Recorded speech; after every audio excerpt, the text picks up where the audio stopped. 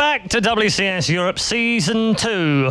Round of 16 for the Premier League. We are in our final matchup of the week. It's just absolutely flown by. It's no different to the fact that they say you never have more fun than when it's flying by, and it certainly has flown by.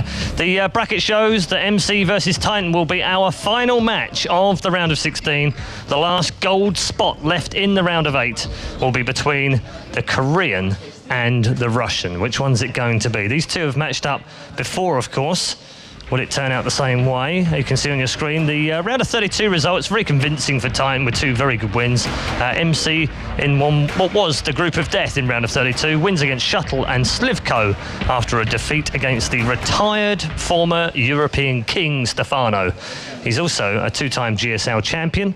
He's the second most winningest Korean StarCraft player ever in terms of earnings. But has he returned to full fitness with a place in the round of 8 for StarCraft 2's WCS Europe Season 2. We are about to find out in our final game. Don't forget, after this match as well, we'll have the round of 8 drawing, so you won't want to miss that. They'll be live as part of the show this evening before we take a one-day break and then come back for the playoffs on Saturday and Sunday. So for the final time this evening, it's time to go back to our commentary team. It's Apollo and Kalaris.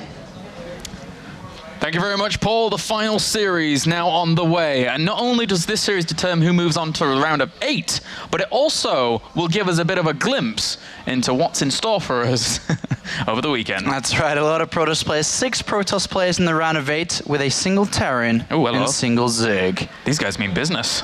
This is business. TitaN backs off. Yeah. TitaN backs off. It is the boss toss. It is the boss toss. So, these players played a couple of hours ago. They did. MC took the 2-0.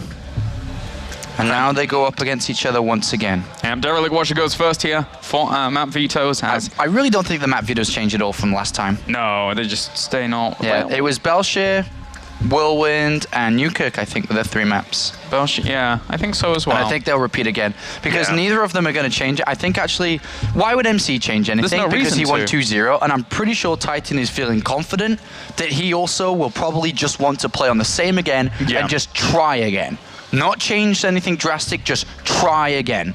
And that's what we have in front of us. Yeah, as the same maps go, and the same maps stay here. So our WCS Commish asking which is going to be the first map in terms of map orders. The handshake. Oh, TitaN with the Death Star. He's a scary man. Oh my God. Just give him the Death Star. Did you see him looking down on him and everything? I got a backstory for you. If you didn't know, I just tweeted out before. And I'll let everyone else know that didn't read the Twitter. Is that as soon as he beat Manor and finished with the winner's interview, he immediately went away backstage where the practice area is, went straight for his iPod, went straight for his headphones, and then walked around the arena just listening to some motivation music, because it's clearly motivation music. Yeah. Didn't know what type of music it was, but it was just putting him in the zone. Vivaldi. No. No? No. I'm a Barbie girl in a... Yes. Yes.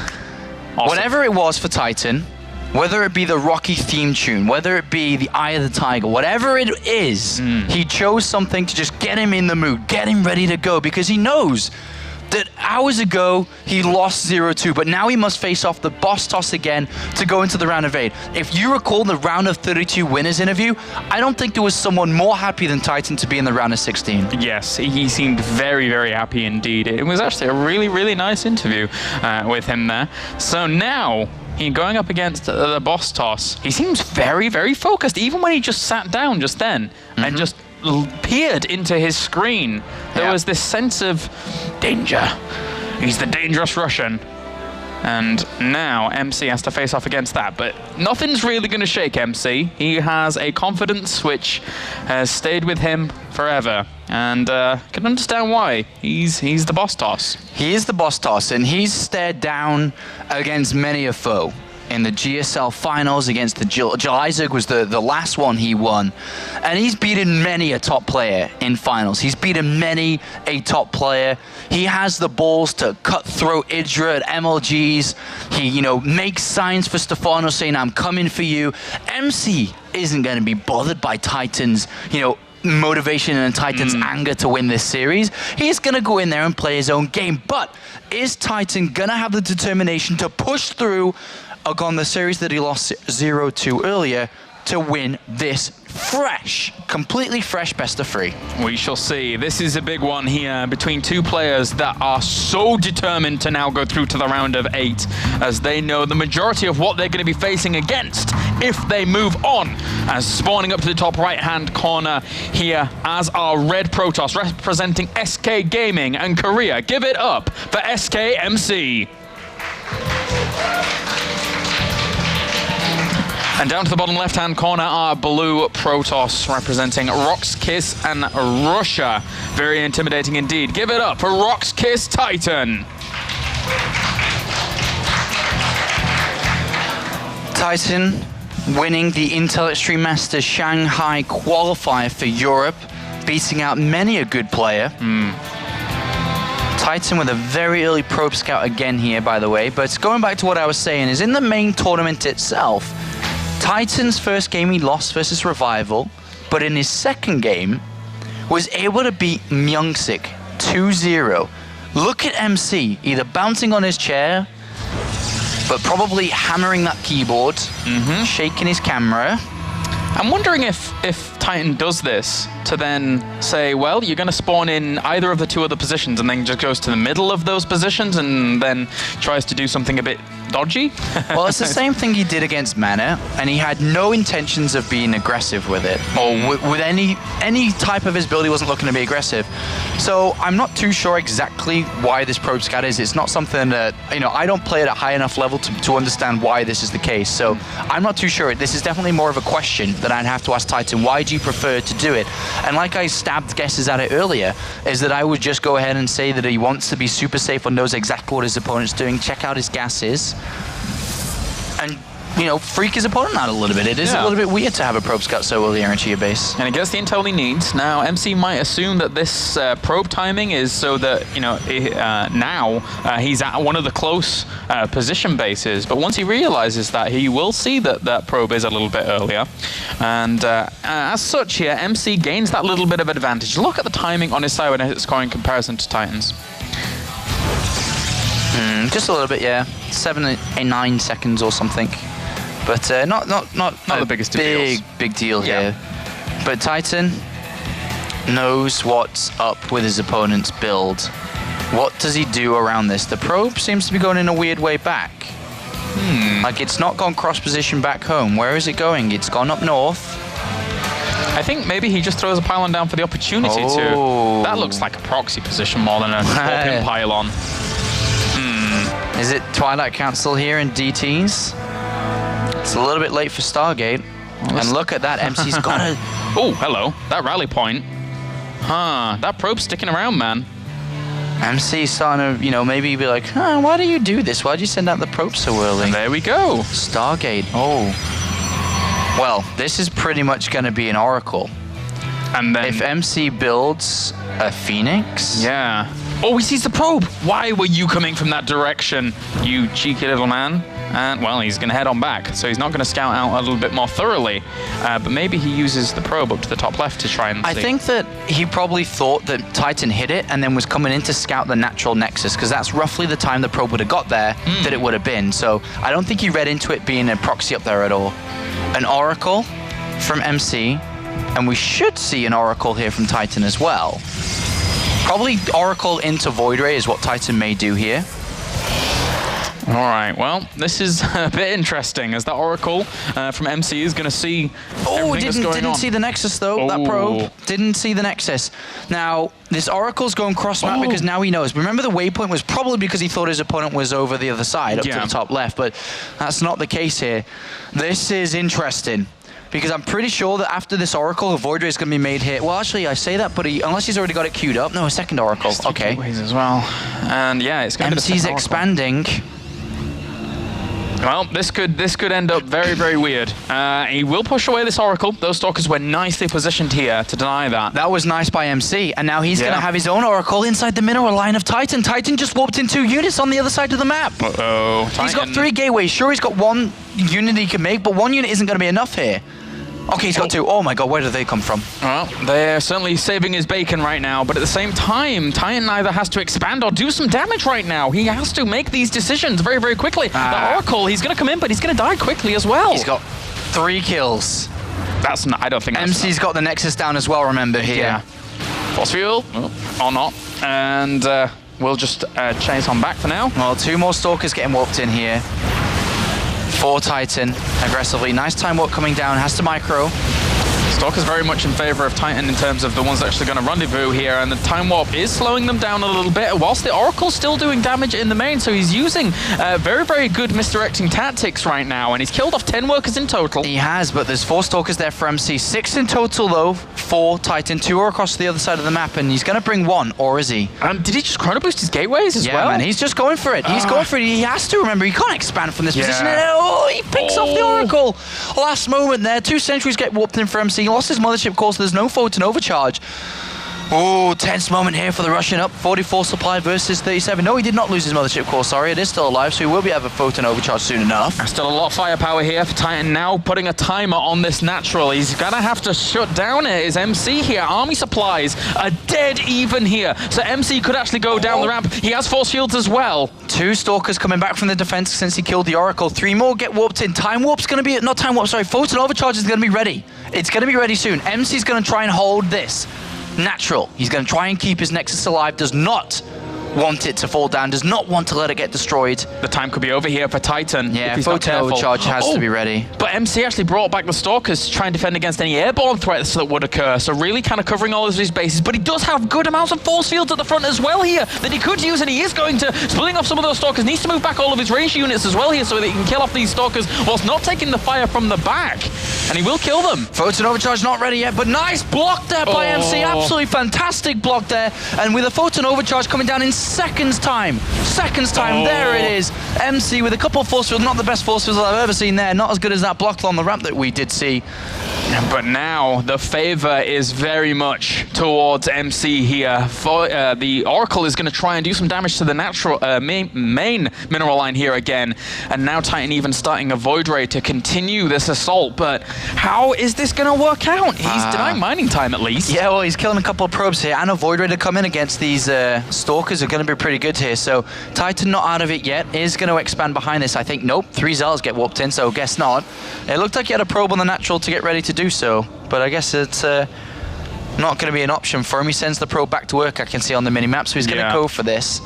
Void Ray with charge will be nice. So it's just going to be the straight aggression here from TitaN. Army supplies, 31 to 32 in favor of MC, but really not that much. A Void Ray provides a lot of firepower here, and if he focuses down the Stalkers first, he could do some damage, but there's a lot of sentries with the force fields. Once again, sealing out those Stalkers here. Only the Zealots actually penetrate, and now that Void Ray goes to work on these Stalkers once again. Oh, there's a lot of sentries here. This Void Ray may be the difference. He pulls it back, and TitaN is breaking through. That's a lot of firepower there from those Stalkers, you're right. Those sentries really not going to be able to do too much against this, as they just do not have the damage necessary to shut this down. TitaN, what is going on? He finally breaks it after a prolonged aggressive stance for so long. Oh, TitaN must be absolutely ecstatic with this. It didn't look like it would be possible, but he's done it. He's done it. GG. TitaN picks up map number 1. It is not over yet, and he is not fussed. He is not moved at all by this win, as he stays very calm and focused to be able to close up this best of 3 series. But TitaN there beats MC, loses the first 2 games in the first match of the day for him, but now wins the first, is now 1 map away from making it into the round of 8. A killer instinct and a calm mind here from TitaN has won him game number 1. Now moving on to game number 2. Does he create what I think a lot of people would consider again to be kind of an upset? MC, he's not where he once was, but he's still an extremely formidable foe. So every single day we're seeing strange result after strange result, but TitaN as of late, with the regime he has in terms of practice, in terms of mentality, he is looking good here. He's looking great, man. All his hard work is boiling down to just 1 best of 3 series. At the start of the day, we said that it'd be boiling down to the day, but now it's zoned in to just 1 best of 3 series against SKMC. a 4 major StarCraft 2 tournament champion, winning 2 GSLs, winning the Intel Extreme Masters, and of course a Home Story Cup. MC is the 2nd highest StarCraft 2 earning player of all time. And TitaN is leading against him. TitaN's never had something of his own, but this could be his day. It certainly could be now, as we will jump into game number 2, as we have spawning down to the bottom left-hand corner here as our red Protoss. Do we have an observer stall? Looks like we may have an issue. Well, I've been told that I'm going to be observing, so have fun, guys. I love your observing. Oh dear. All right, well, I need to move this wire out of the way so I can see a mini-map. Sick. All right, take it away, Kalaris, my friend. You're going to be doing what's needed here. All right. Apologies for the overlay, guys. Hey, Kalaris, what happens if I tickle you with a pen? No, go away. No, don't. You're even stood up, so you have an advantage. Ah, no. Oh, wait, our observer's back. Perfect. Really? Oh, you got lucky. Adabeezy's back. No more tickling for me. Awesome. All right, spawning down to the bottom left-hand corner here. Currently 1 game down in this series. 1 game away from being knocked down to Challenger Division, representing SK and Korea. Ladies and gents, give it up for SKMC. And spawn down to the bottom right-hand corner here as our blue Protoss, representing Ro16 and Russia. 1 game away from advancing on to the round of 8. Give it up for Ro16 TitaN. Okie doke. So, the Russian now leading against the Korean, who is a little bit nervous. He's scouting his natural, doesn't want to be cheesed out the game, doesn't want to have 2 proxy gateways there. So, doesn't want to lose early. That is a sign of a bit of nerves, a bit of confidence at the same time, a bit of everything really. You know, with TitaN 1 game up here, I actually wouldn't mind just seeing him go proxy Stargate again. It's a weird one. Yeah. But, you know, it certainly could work. His determination in game number 1 did prove nice, and it is Newkirk Precinct map that can be a bit difficult to defend. Do you know what's the difference between TitaN and a lot of other Protoss players on that first map is I reckon they would have, just wussied out a little bit and threw down the Nexus and be like, I'm going to try to do as much damage as I can and expand. I thought that as well. TitaN just went for it. Killer instinct, as you described, just went for it. The switch up between Oracle and then adding the Void Ray and then splitting up MC's army. And that's the most difficult part of that kind of attack, is that MC has to have units inside the main base, but also needs as much as he can get on the natural too. So it was beautiful play from TitaN. And we'll see if he can continue this through. It would be a magical thing for him to be able to beat SKMC and move on into the round of 8, as we talked about how happy he was to be here in the round of 16 to show off his hard work, to show off his gameplay.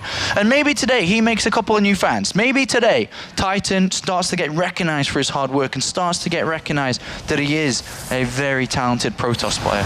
Yep. And he's certainly a nice guy to talk to as well as of late. He's very, very cool.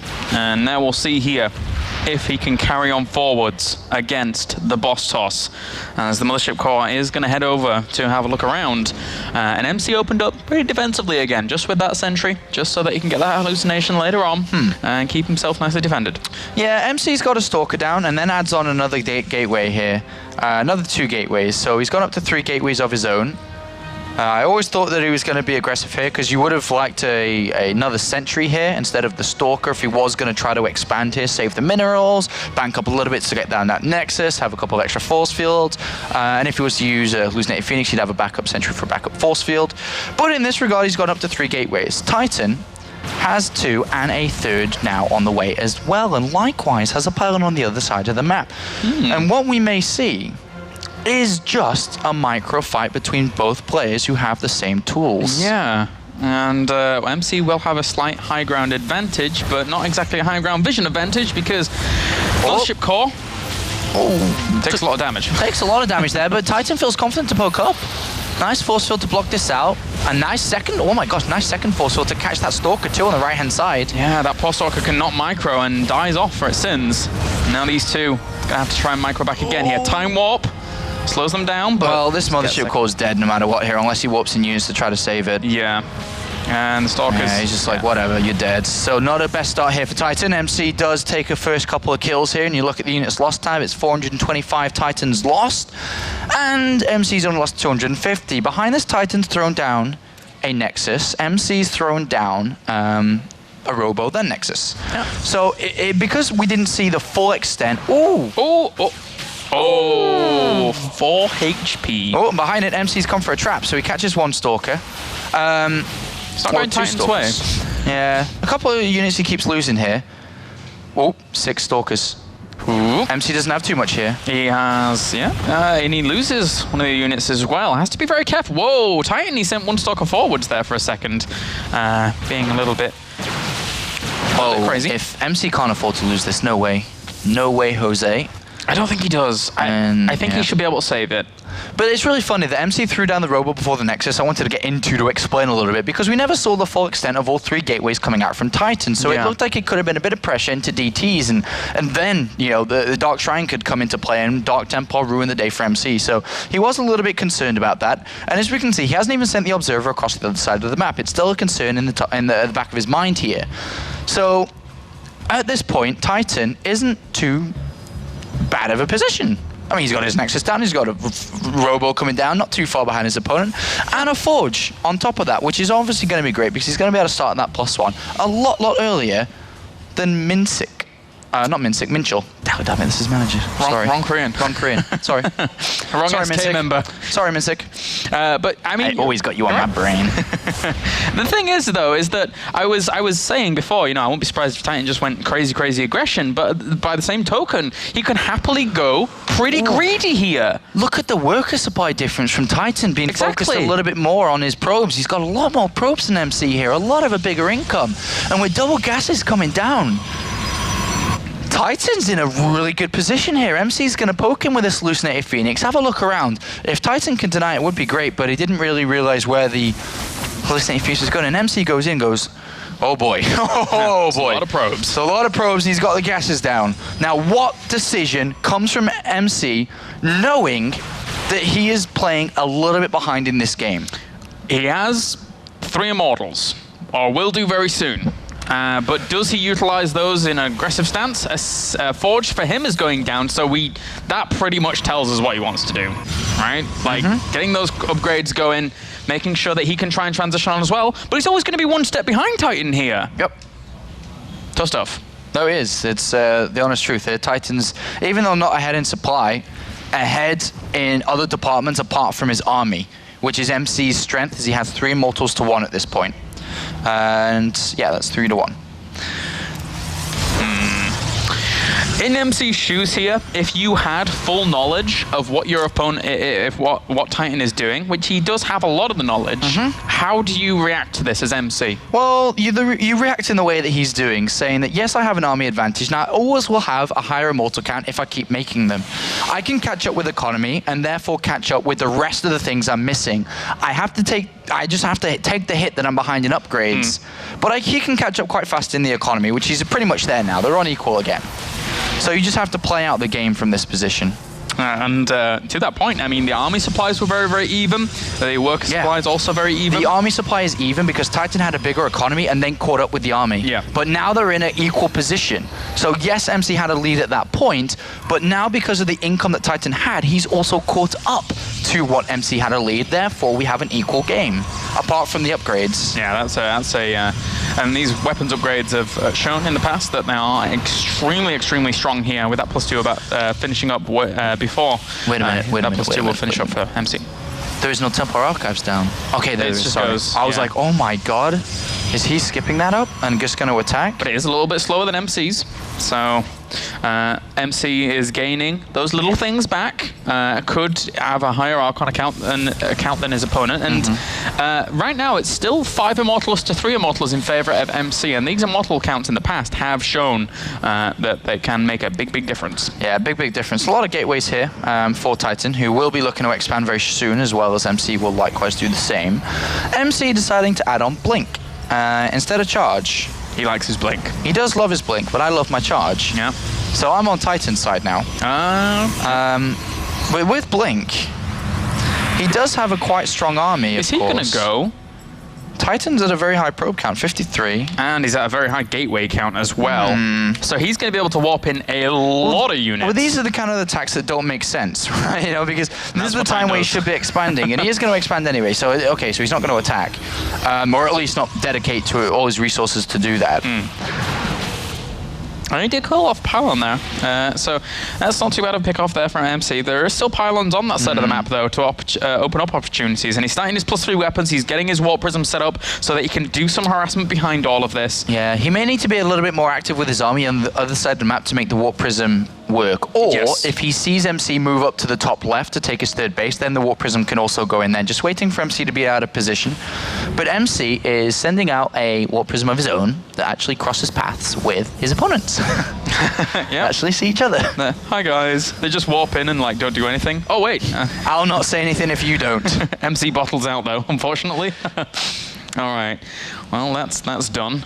And there is actually charge on the way for MC as well. So it's an important upgrade nowadays here. But 22 zealots to 13. A few more just swapped in for MC. And these two.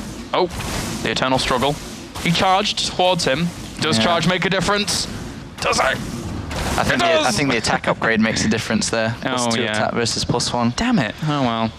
Maybe charge 2. Maybe they headbutt and took a little bit of damage too. Yeah. Very equal in a lot of departments here. MC has 4 immortals extra, which is quite important, as we saw it's been displayed throughout the game. And Archons are the same. So MC actually has a better army, I would say. He has more. TitaN has more zealots, but I prefer MC's army. The difference is, nothing now. They're both at the same upgrades, and I actually like this fight for MC a lot more. Oh, yeah. And TitaN does back off. He is trying to be harassful inside the main base at the same time. But not doing too much. Close game here, very difficult to call. TitaN's starting to speed things up here, as he has Zealots coming into the third. Zealots were in the main, the army through the middle. But it was great control in the main there by MC with that blink play, making sure that those Zealots were not dying off, using the making sure that the Zealots were tanking for the Stalkers. As with that now, there is that Warp Prism, sending some Zealots into the third base of TitaN, into the mineral line here, but there is already that cannon there as well as Zealots. A very tight game here by both players. The big difference now is they're spending their resources in different ways as they take their third base. We have the Robotics Bay coming in for TitaN, so if he's able to get to 4 to 6 Colossus with his army, he's a lot stronger. Any time before that actually happens, he's weaker. So MC takes a big lead if he was to identify what was going on and was to fight any time before those Colossus come in play. Because TitaN's saving and spending resources on something that he doesn't have yet. If MC postures out, luckily, if he just randomly goes for it, he will have a bit of a lead, a bit of an edge. And we all know from feedback, potentially with that High Templar. Oh, but actually, it doesn't really have that much energy anyway here. Zealot's also charging into the top left-hand corner, and we've seen how important that positioning is here as a massive engagement happens in the middle with those time warps just overlapping one another. And the Zealots now, there's not actually that many here for TitaN, but he does have an army supply advantage. There's reinforcements for TitaN, but not for MC. This is a big difference. That pylon there, if it keeps on warping in, if he can keep on fighting and pull his army back. Oh, here they come! Here they come! He sealed back a lot of those Immortals as well with some force fields down to the south. Zealots are just going to try and come in from the north here, but MC is actually in the retreat here. These Zealots closing in the gap and doing a lot of damage to those Immortals. And now those Immortal counts 5 to 6 here, being evened up by TitaN. Oh, so close by both players. And, well, if TitaN keeps on warping in and MC doesn't, TitaN's going to win that every day of the week. He could go again. I mean, yeah, MC's already gone, though. It's 69 to 53 still in favor of TitaN. All right, pressure game here by both players. TitaN has a lot of gas in the bank. That's a lot of Archons he can make. A lot of Archons he can make here. Very tense, tight game between both players. Very close indeed. And TitaN opting to actually go for Storm as well, investing his gas into a little further tech here for him. And that's going to do well against clumped up Zealots if they come along. Well, here come the Colossus. Needs to get Thermal Lance going too. Doesn't really need to rush Thermal Lance out because, of course, the Colossus only become good for his army once there's 4 to 6 or more.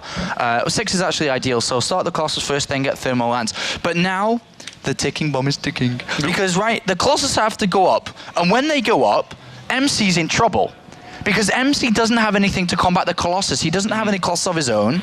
And he's never, ever going to randomly just build Tempest without knowing that information. So for MC's game, to not lose to TitaN, he needs to see this. He needs the intel. Because if TitaN gets up to 6 Colossus, the amount of damage that they offer at +3 attack against a heavy Zealot army, which we see from MC, TitaN increases his army strength so much more. And I would argue as well here that for MC, the only thing he really has to deal with these Colossus is either a very strong flank or the Immortals actually chewing through the rest of the army and then focusing down those Colossi. But again, you need a strong army yourself to be able to actually do that. So it's by the by here as TitaN moves back for now. He almost showed his Colossus there. That wouldn't have been too good. But MC's getting Storm of his own, but still, Colossus, the big difference between these two players. TitaN could win against MC. He's got 2 High Templar in that Warp Prism. It's Storm drop time. And if he's able to go and keep his Colossus protection while bringing down the probe line of MC, MC wouldn't even have the resources to adapt to the Colossus. Great storms there by TitaN as well, forcing away a lot of those probes as well as killing a few of them. Our 15 workers have been killed here by TitaN thus far in the entirety of this game. But Storm is also on the way for MC. He realizes that Warp Prism's a threat. He's moving into a defensive position. And TitaN's trying to expand. MC hasn't scouted once since the beginning of my rant about the Colossus. Hasn't scouted once. He has no idea that they've been added in. And look how many Zealots he has. They're going to melt. They will die so fast. The army supplies right now, 137 to 133. Very close, but... More Zealots. Yeah, it's just Zealots. Depending on the fight. If Zealots were to come from the back and from all angles and surround like a Zerg player, it's a different story. But I don't think TitaN's going to let that happen here. TitaN with a 4th base down as well. He's in the right position to win this game. He's actually in a position where he can knock out SKMC in the round of 16 and move on to the round of 8. It's like, what would you rather have? 4 Colossi or 12 extra Zealots or 16 extra Zealots or something like that? Well, here he comes, man. He's at 5 Colossus. That's good enough. He's got a 6th one on its way. Ideally would love that, but... Storms again, tries to push that back. Here he comes. MC spread out. Oh, that's a very nice concave that MC has there to greet this army. TitaN's got to be so careful fighting into this. There's so many Zealots. Time Warps do come down from MC.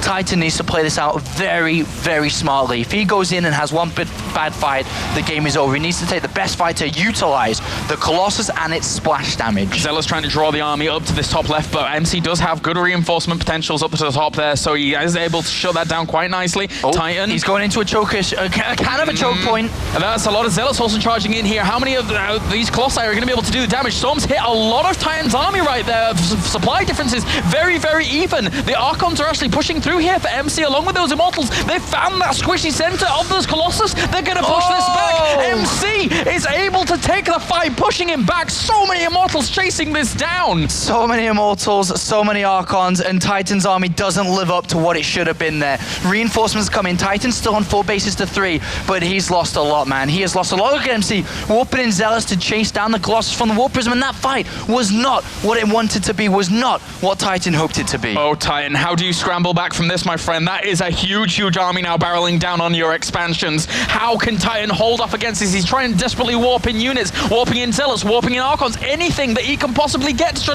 deny this. But there's so much damage being pumped out constantly from these Archon and Immortal force. So much done. Fantastic decision-making by MC to just create this army. Yeah, well, these Colossus, man, what are they going to do? 3 Colossus at this point. TitaN has a decent army supply. He's building more and more units, but he cannot afford to lose the 3rd base. They're equal in economy at this moment, but if MC was to break down and destroy this 3rd Nexus, then he will not be able to keep in the game too much longer. TitaN has to go and defend it now.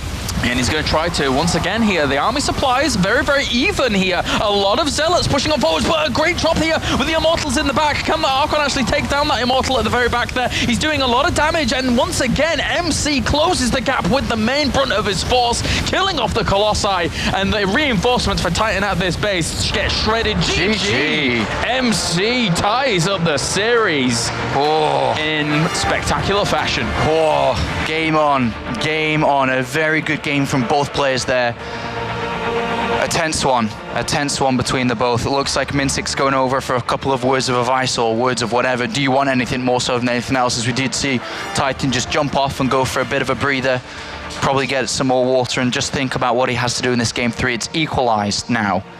TitaN did open up this with a win. MC drew it back, and I think Minsic is giving him a couple of words of advice. I think that's more so than, hey bro, you need anything? I think it's more than that. Yeah. I think Minsic listens to Coach Apollo and is like, you best be scouting what that kid is doing, man. And then he's asking for more water. Water, please. Well, the thing is that I think that if you're gonna now go for Colossus-based armies in PvP, I think, well, we have a reaction here. See what MC after tying that series up. See what he did. A bit of a semi-fist bump there. Yep. Saying, I am not going to lose to you.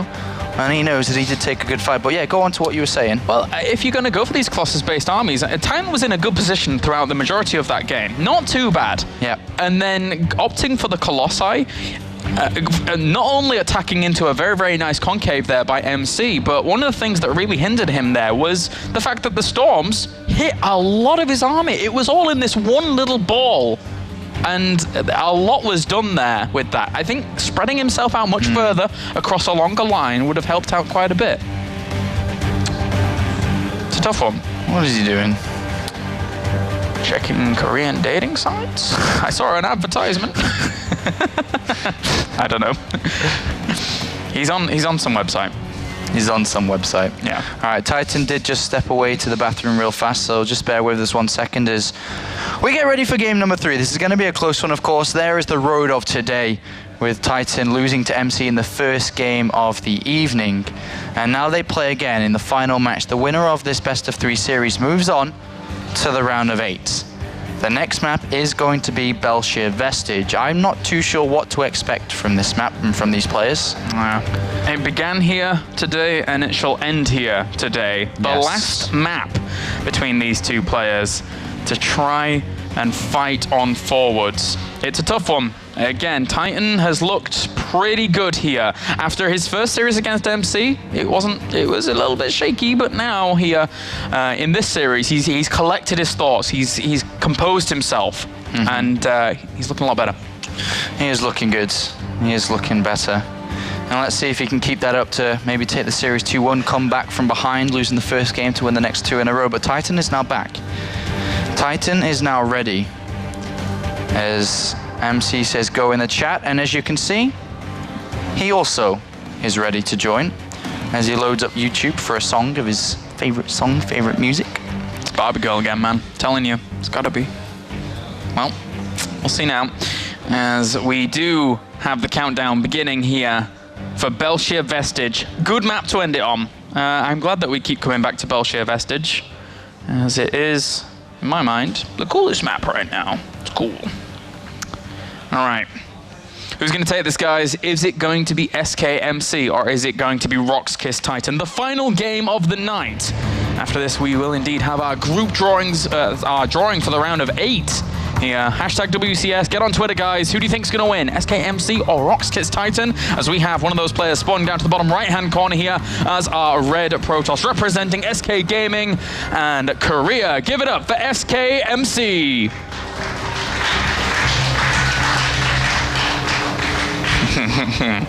And throwing out the boss toss. Spawning up to the top left as our blue Protoss, representing Ro16 and Russia. Give it up for Ro16 TitaN. A little bit of sweat there. A little bit of sweat. Nope, it was me. All right, okay.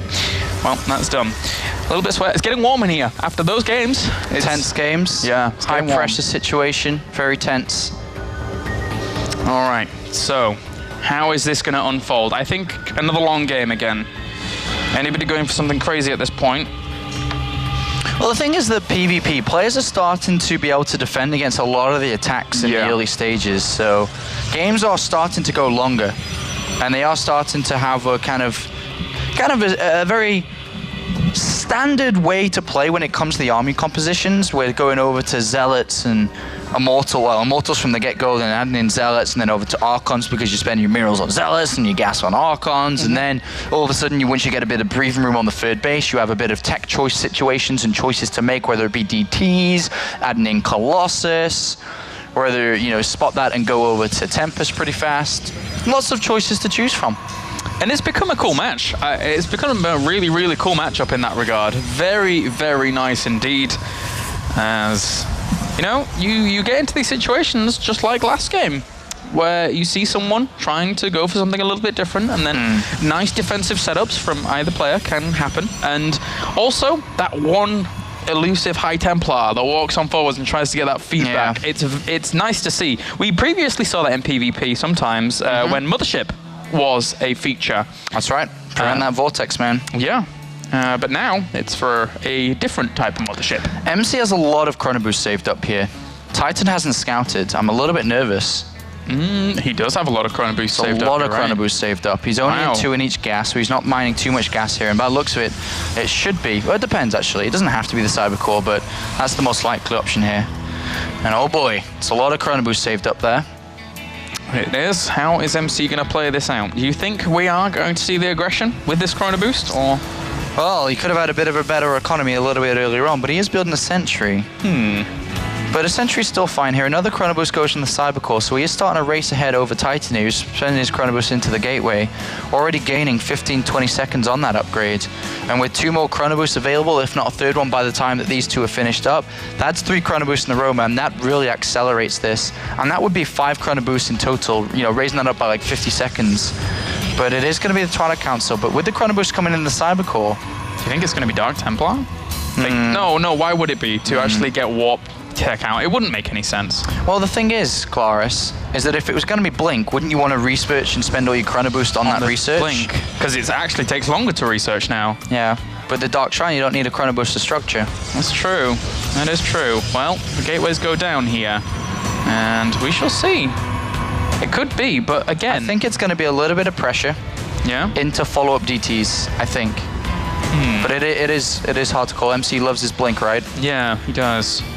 All right, well, we'll see this happen in a second here. TitaN, ages and ages ago, lost his opportunity to actually go for the scout, but the Oracle might give him the intel he needs here very soon. Yeah, it looks like Blink, actually. Yeah. There you go. All right, so here it comes, the chrono boost coming in. It's kind of weird. Just a Blink play, but the problem is that there's a Stargate coming in. Stargate can be good if Void Rays are made here. But of course he has no idea what his opponent's doing. Oh no, TitaN has a probe. Oh, okay, so never mind. There's a bunch of units on the ramp. I was going to say if he's able to get that in. Now MC sees units moving across the map. I think he's a little bit nervous, a little bit scared. But also he's still being able to get in there and actually spots the Oracle with the Hallucinated Phoenix. They cross paths here. This is great for MC. Very good for MC upon seeing this. And he's going to see the Robo behind this as well, so he knows every little thing his opponent's up to, whilst TitaN still does not. And he hasn't had the opportunity to scout for a long time. All right, well, as you can see here, he's got quite a lot. Yep, as we will now have those Stalkers trying to position themselves to go for this, but that is a huge, huge army that TitaN has here right now. Moving on forwards, trying to do some damage here. Time Warp goes down, forward on overcharge is chosen here for MC. Perfect choice for the defense. We'll push this back for now. He's gonna die! Oh, wait, what? All right. Oh, damn it. All right, so expansions come down here. MC doesn't have any aggressive pylon, though. He's got no units to warp in. He's obviously got to think about the defense here against the Oracle. But he's going to have Blink in seconds, man. Look at that, seconds. If he was able to blink and chase that down and pick off a couple of units, but nope, it's going to go around cleaning up some of these pylons. MC, though, needs to expand himself, though, if he's not going to get across with a pylon. That Mothership core should have died, man. And it looks like this game will continue on. Oh. Ooh, hello. Oh. And hello to you too as well. This it's kind of just going into the Nexus. Yeah, so it's a lot of probes to not expand here. Yep. So the Stalkers just positioning themselves to deny the Oracle, and the Pylon goes down at the front. So maybe trying to tease TitaN at the front here with those Stalkers and see what he can get done. But the Oracle Observer does see that. MC's building so many probes. He's actually got 21. And he hasn't expanded yet, and he definitely could have expanded earlier than this. He's seen his opponent has now a Nexus, but he's going to have Photon Overcharge and a second Immortal's on the way. This becomes a little bit stressful. I definitely feel he should have cut his probes earlier and then build a Nexus and then start his probe production. But he wants in 3 more Stalkers. MC with three more Stalkers. He's trying to go for this. How can he make this work against one Immortal that's already out, a second one that's going to come along as well? And TitaN's going to move a Zealot and see that there's no Nexus here, so MC's really just going to go for it. But Photon Overcharge is available. There's Guardian Shield, 2 Immortals. If he squeezes out a 3rd one, I don't think that MC can break this. It's going to be so difficult. The boss toss throws down in Nexus now, but look how late that is. That is very late indeed. The double probe production here from TitaN if he wants to choose to go for it. Maybe, okay, so maybe he can blink into the main base and maybe swing down sentries to force out the ramp. Maybe like a bit of a mix-up with his unit movement. Oracle does come in and poke away, but only gets 1 kill for its troubles, as well as a force field that lands there to prevent that Zealot from actually doing any more damage. But the Stalkers now blink straight on in here. It has been seen by that Observer the whole time, though. Moves in with just a few Stalkers, realizing that his opponent's army is in a better position here to actually deny this. And will try and blink out once again, but he's only going to get half of them out for now. Oh, it's losing a lot. He is losing a lot. Those Immortals, they show no mercy to the Stalkers. And TitaN goes up 75 supply to 65. Yes, he did lose a couple of probes, but still, look at the probe count and the income difference between the two players. 38 to 30. TitaN is in the lead. Look at the income difference, making a lot more money than MC is at this point, as he did lose a couple of probes that were in gas, but still, TitaN, again, finds himself in an advantageous position against the boss toss, the frickin' boss toss. Yeah. TitaN here, getting +1 weapons as well. He's beating down MC in a staring contest, gotta say. MC going for this upgrade, it's not really paying off for him. He's not really done much with it. The Immortals have held him all the time. And if we see Blink research by TitaN with that Twilight Council coming in here, he's just gonna capitalize and equalize up those upgrades together. And a couple of gateways coming down here. TitaN may try to be aggressive himself, but for the first time, we do see it. Well, not for the first time, but for a lot of time here, we do see MC getting in there, doing a bit of damage. There is that Blink upgrade. Couple of gateways coming in as well here. Is TitaN going to try and finish this game off fast? He's got 4 Immortals to 1. That's so much And if he firepower. keeps on building Stalkers here with a +1 attack upgrade coming in, he actually has a window of opportunity to move into the next round here. I mean, it wouldn't have mattered so much if MC had actually done a considerable amount of damage, but if you look at the resources lost, TitaN's hardly lost anything more than MC right now. He's mined far more than he has lost in those discrepancies right now. So TitaN's looking very, very good. His army supply, 56 to 49, and it's better quality. I think he's going to do it. I really believe he's going to do it. And adding on another gateway now, still not taking a gas. The last gas on is natural. TitaN is going to end this game, by the looks of it, the way that he wins so many Protoss versus Protoss games in the European scene. By, you know, this mid-game aggression with Blink and Immortals. MC needs to get a lot of units out himself. He's got 3 gateways coming down. I think he realizes he's starting to see the movement out now. He goes in, sees additional gateways coming down, and MC, in a world of panic, you know, throws down the Temple Archives. I'm not even sure that's going to help him here. That's a big investment, actually, for something that might not pay off at all here. How many Immortals do we have? We have 4 to 3, so SKMC is catching up a little bit in that regard. Here comes TitaN, though, man. Probes and pylons coming across the map. The other side, we do have actually... Oh, no, never mind, but he's coming. He's making his way across now. +2 has started. The 4th gas has been taken. So we are going to see the Warp Prism warp in some Zealots and drop some Zealots in the main base, split MC's army up, and then TitaN's going to come into the natural. TitaN's going to come in and try to end the game, or at least do as much damage as possible. Is this going to be the Russians' moment? Actually, this one Archon could be very important, because if he draws a chunk of that army away, then he will actually need that, just in case force fields actually go down in disadvantageous positions for MC as well here. Those Zealots now go to work. They're denying a little bit of that mining time revelation as well. He knows the positioning of everything. He's just going to go straight in for this. Nice blink back there with some of those Stalkers, as they did take a little bit of damage from those Immortals. He's going to focus down the Nexus. If he brings that down, that's going to be catastrophic here from MC. The force field's trying to deny it, but it goes down, and now TitaN moving on back a little bit. MC's tired supply blocks, but he did kill off a bit of TitaN's army. Really killed off a lot of TitaN's army. Now this is really nervous. He's lost his mothership core. TitaN's going to have to fight. There's no retreat here. Blink Stalkers versus Blink. You cannot escape. And TitaN here just continuing on with this attack here. Again, the Revelation still just showing him, but the Immortals now for MC winning out here. TitaN has to be very, very careful about what he's doing. He's running on 5-9. It wasn't the right move. I mean, yes, he kills off his opponent's income, and he's not going to have a lot of it for now. TitaN has to replenish so fast right now. Otherwise, MC is just going to go straight for the counter. 59 army supply to 23. Oh, man. Maybe that was not the right move by TitaN to try to pick off that. He lost a lot there, and MC jumped at the chance to bring that down. And is it now going to be the boss toss that moves into the round of 8? Things have switched. Look at the army forces difference. Double. double, if not triple, when it comes to the gas there. A lot of sentries in the mix, but we're about to see the boss toss say, sorry, you're good, but not that good. No, you cannot get away with damaging me just like that. MC now moving straight towards this natural. That is so much firepower that he has in those immortals, pulling off the probes. TitaN knows he's in a lot of trouble here as MC is on the verge of actually clinching that round of 8 spot. Probe after probe goes down. He's killing off a few of these immortals, trying to save himself. Can he do it? TitaN, he doesn't have the army supply. The Archon moves forwards. He's doing the damage he needs to. SKMC is making this work, and TitaN, with 2 immortals, just a few stalkers left, is not going to be able to survive the night. So good, but not so good. So close, but so far. SKMC is the one that moves in a fantastic PvP series against TitaN. And now, for the first time here, SKMC actually claims and makes the full transition to the WCS Europe Premier League. He wanted to make that move a long time ago, and now with advancement into the round of 8, he guarantees himself a spot in next year's or next season's Premier League, and also the chance to win the whole thing. It was a rocky one. It was a rocky slope here, and these are the final moments of game number 3 as TitaN realizes he has lost. He was very emotional at the end. He was very emotional at the end there. Very Look at it, he's just like, whoa. And actually, I was looking over as well. He knows that that one move, that one decision to try to bring down that Nexus, not being able to escape, no recall available, MC jumped on that. He knows that maybe if he hadn't have done that, maybe the game would have gone a different way. But at the end of it all, it is the boss toss that goes into the round of 8. The boss toss stays calm. TitaN's eagerness got the better of him there. He had the opportunity to play it out a little bit longer as well. Didn't necessarily have to go for that guaranteed damage of a Nexus.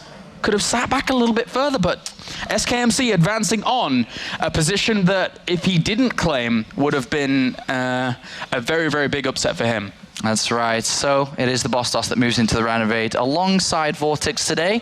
But it's now time to hear from the man himself. Take it away, Red Eye. Thanks very much, guys. A fantastic game. These two are still nattering, but a fantastic game of PvP. A really crazy way to end the night.